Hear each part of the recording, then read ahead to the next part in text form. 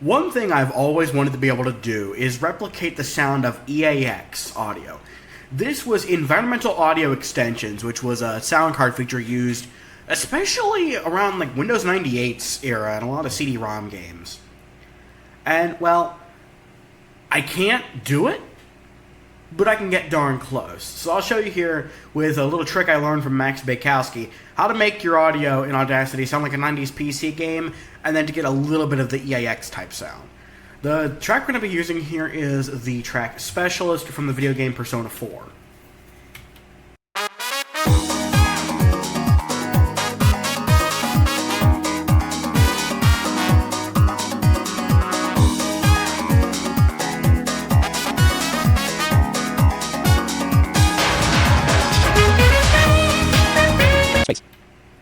It's got a nice groovy sound to it. I like the track.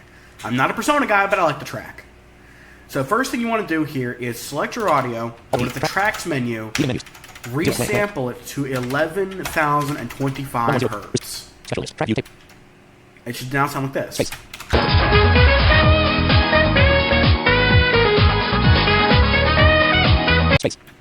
So it sounds like crap, but it doesn't sound like 90s crap.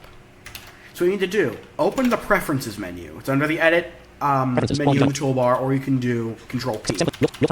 You want to go to the Quality tab.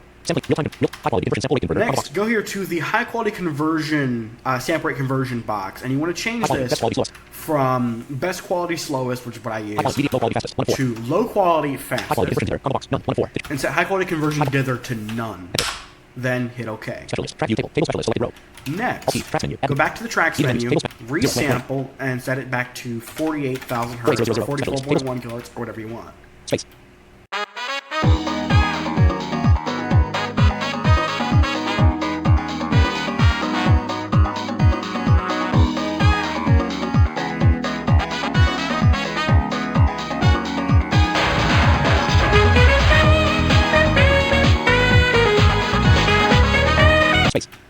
So we're pretty good now.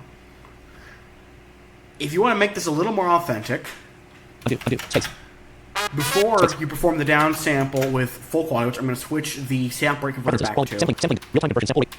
Sadly, you do have to change this a lot.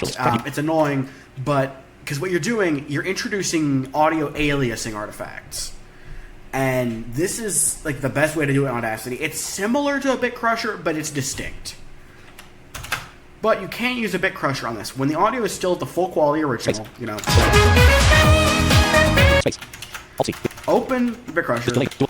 I'll open my beloved D-Blue crusher. Do a reduction. Do not reduce the sample count. So leave the sample count at 0. But reduce the audio, the bit depth, to 8 bits. Or in this case, 7.99 bits. So it's applying. Now it sounds like this.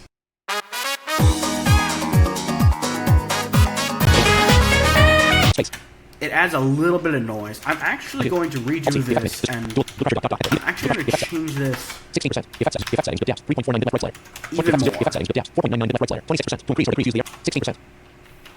I'm going to reduce this to 4-bit, which might be a little much, but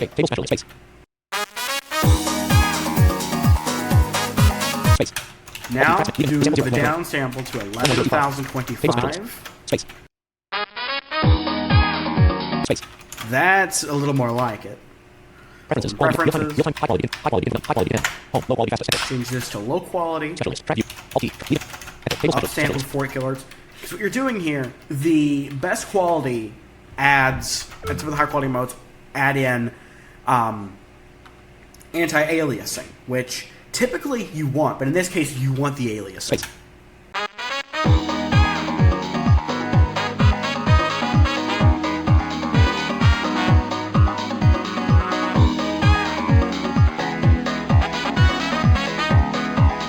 Now, if you want to give this a slightly more EAX-y vibe, but this is already close, right-click on the track and click on Split Stereo Track. It's keyboard shortcuts I. Now, deselect when you have two channels here, two tracks. One's the left channel of audio, one's the right channel. select only one of them, go to the beginning of the track, go to generate silence.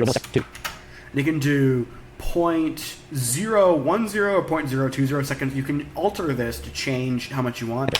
I like 0.02 seconds. And now, the audio is skewed over to the left a bit, seemingly. A lot of EAX games would do this, so this is about as close as you can get. It does not do the reverb and stuff, but just listen.